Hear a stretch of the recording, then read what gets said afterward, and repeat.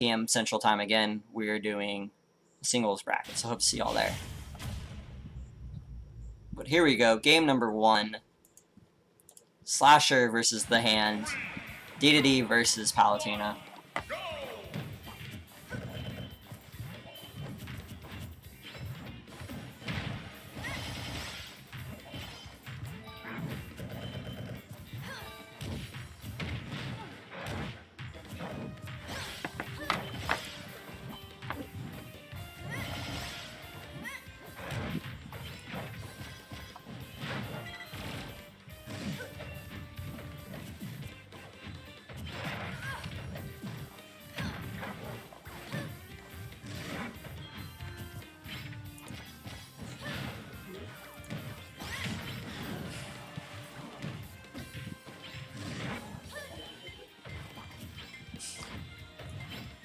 Normally when we see Palutena in randoms, I talk about how Palutena is a very approachable character, very fundamentals-based character, and pretty much anybody that's comfortable with the game can play Palutena to an acceptable level. BzB not so much. BzB has a lot of little cute stuff that people who don't play BzB tend to fail to execute on. So it's always interesting seeing a random BzB, and unfortunately here we have the 2 random archetypes versus each other, as The Hand does take that first stock for himself.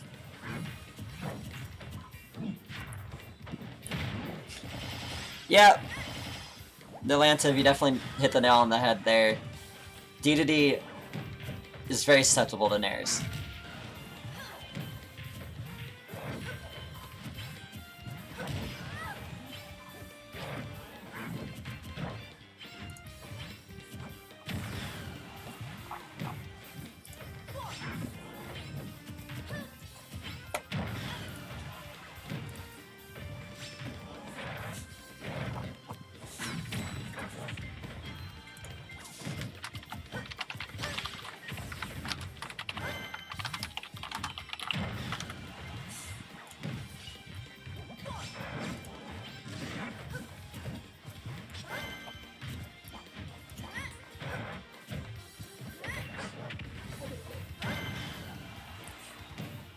The Hand going for it all with that down air, unfortunately not connecting, would have been quite the spectacle if it did.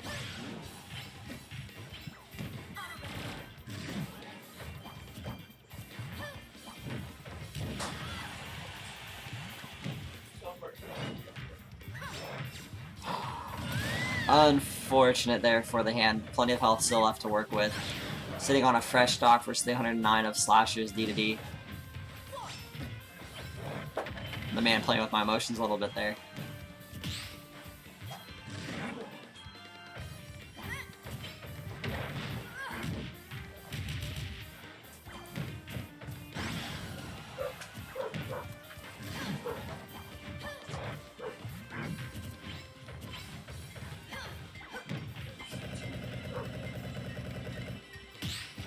Oh, BzB somehow ended up on the opposite side of Palutena from that jab.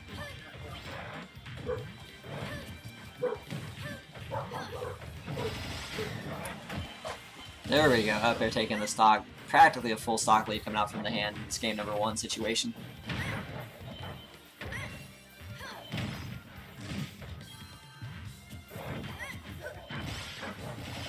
And there's the nairs we talked about. Unfortunately not getting a third. Good parry though.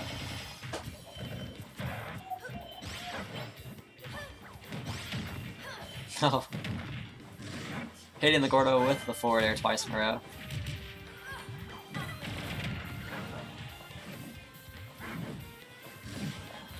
BzB is a fairly technical character. There's a lot of little cute stuff you can do with the Gordos. I'm not going to sit here and like talk too much about it because honestly I'm not the most familiar with it.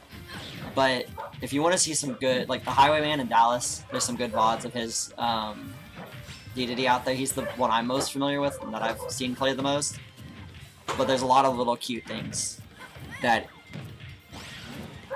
people familiar with the character can do.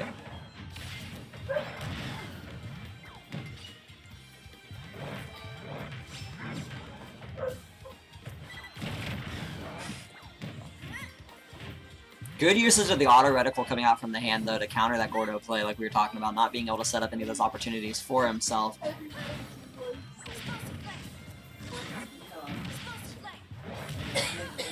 What is that grab range?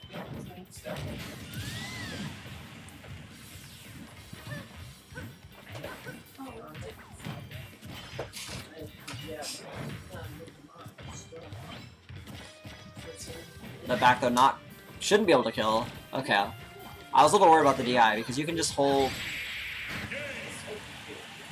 There we go, getting up into the up smash. Game number 1 for the hand. Too bad for you.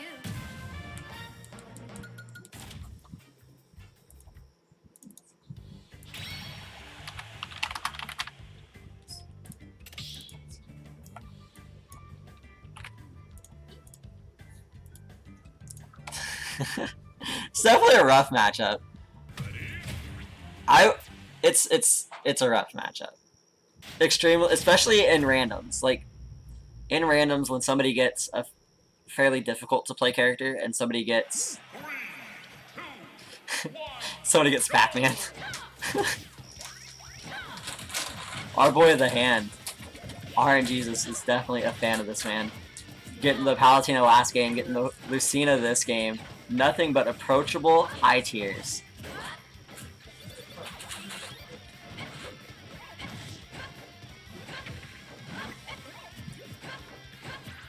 Pac-Man a high quality character, but definitely difficult to execute. Not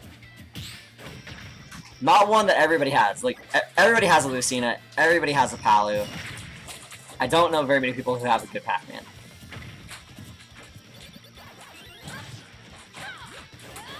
Nolantiv, are you from Tri-State as well? Oh, that's an interesting take. Pac-Man might have the highest skill ceiling of any character. The only thing I'll say to that, I got a couple arguments, but the first one that comes to mind is Ken. I think Ken and Ryu have a higher skill ceiling than Pac-Man.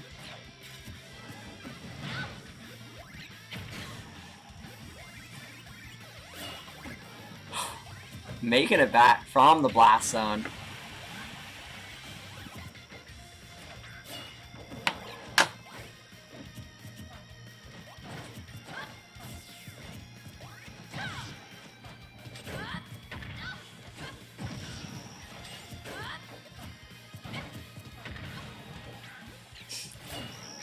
But Ken has a high... Besides Ken and Ryu, because you literally have to learn to play Street Fighters to play them competitively, yeah, the inputs. Another character that's super tech-heavy, that we don't see a lot of, is Ices. Ices are really tech-heavy. I don't remember what I was commentating. I've said it a couple times. But if I could go, like, into training mode and have, like, 1,000 years to get good at one character, Ices would be the character. Ices would be the play for me. That's the character that I would, like... If I had Hyperbolic Time Chamber, I'd go in and just lab one character and get amazing at them, and then just come take the tournament scene by storm, Ices would be the character.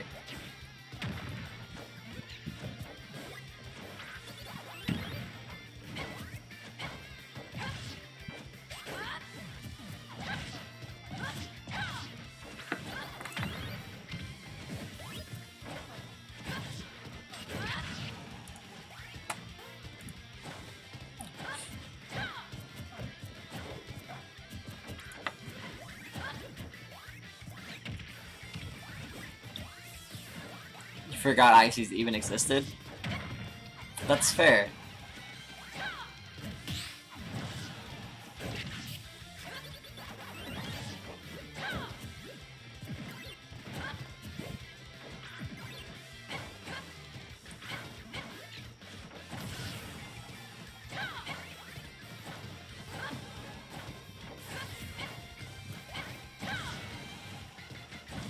Yeah, no, that's a fair assessment. Even a bunch of the simple characters have stuff that... Oh, that's unfortunate. Of the high tiers that are well developed, Pac-Man definitely has a lot of tech stuff.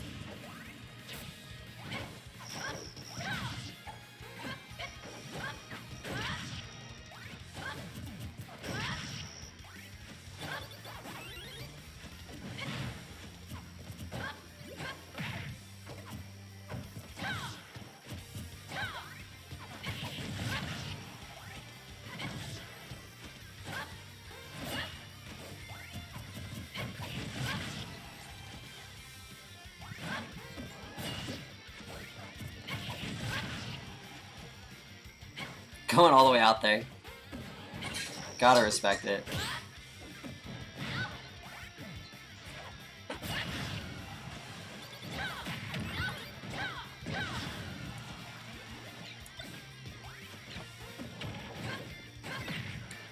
So our other winner semis match, Drago versus BzB Sticks, has gone. Drago went out to a 2-0 lead, and now they're sitting at 2-2.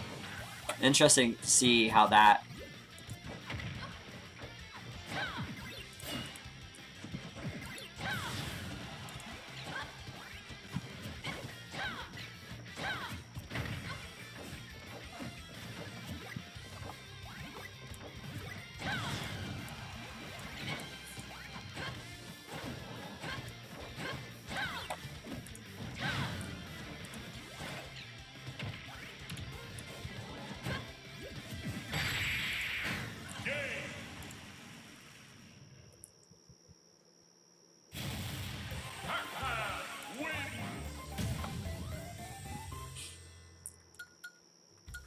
Look at that. Slasher coming back from the brinks, bringing us to 1-1. The legend. Who said he didn't have a Pac-Man?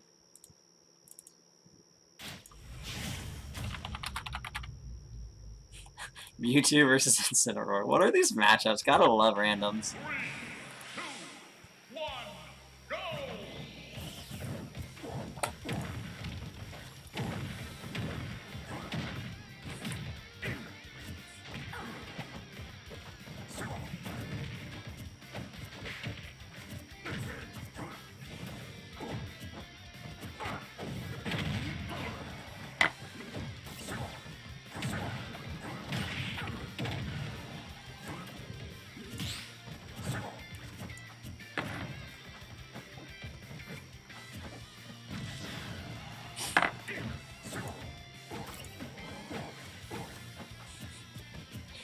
I don't know anything about either of these characters beyond like a surface level.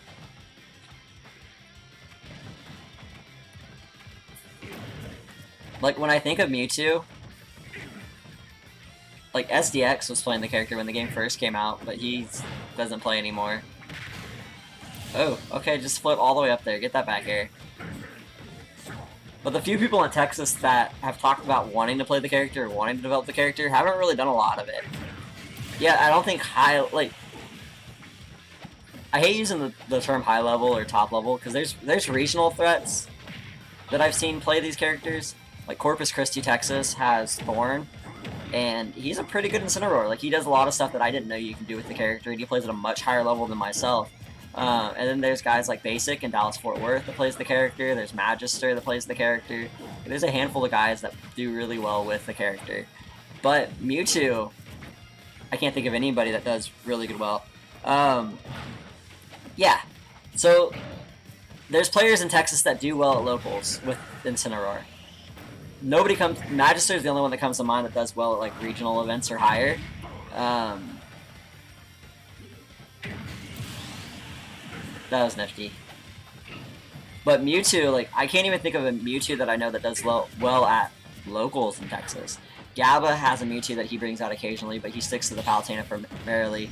Shaggy Plays is a Mewtwo from Houston, and he plays fairly well, but he gets a lot of highlight reel stuff, but he doesn't do exceptional at locals. Like he's not a guy that's going to be out there winning weeklies.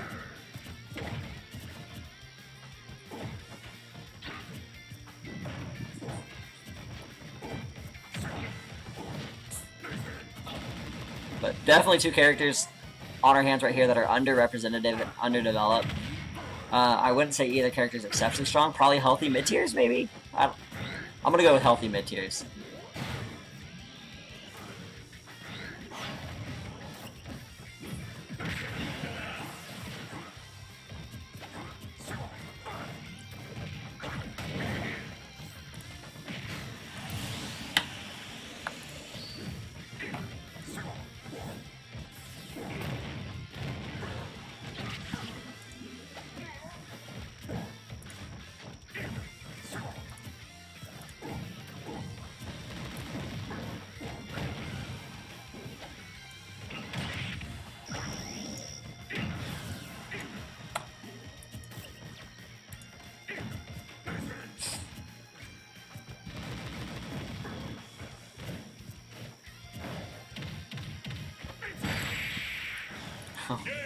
Just like that Incineroar taking it, bringing us to 2-1.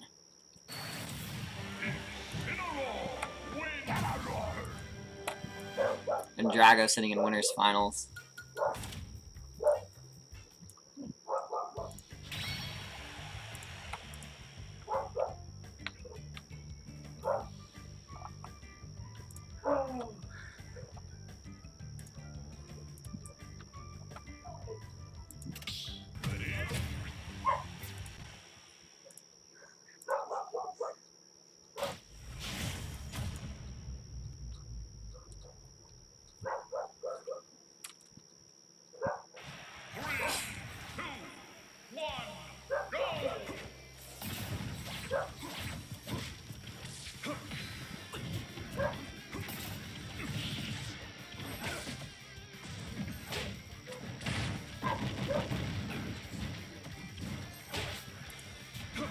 I have our names backwards. Bear with me just a second.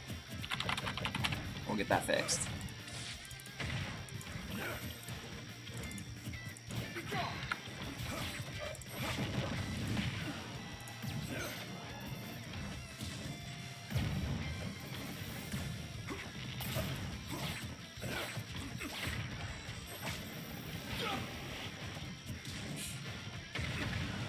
And again, we're seeing two healthy mid-tiers. High mid-tier, low high-tier characters that have an abundance of reputation this time, though. A little different from last time. Last time we got two characters that are fairly obscure. This time we got Simon Belmont, who we often see die off stage.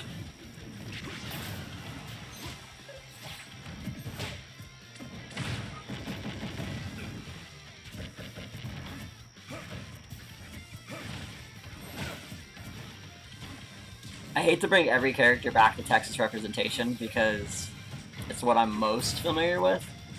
But in Texas, we do have a lot of quality Samus and quality Richter, not really Simon, but Richter players. They say it right way, you know, it's very true. But we have YouTube God, Smash Empire's legend, Hugh in Houston, plays the Richter. We got Panda B in West Texas playing the Richter. We got Geo in Dallas-Fort Worth playing the Richter. And then we got, obviously, Joker and from Laredo. And then Teaser from Dallas-Fort Worth playing the Samus. All a very high level, very competitive players.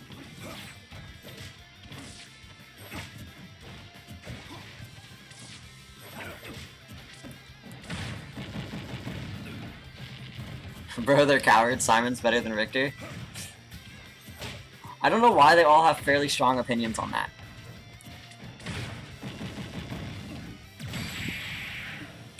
That was kind of cool. That was extra, but that was kind of cool. I'm a fan.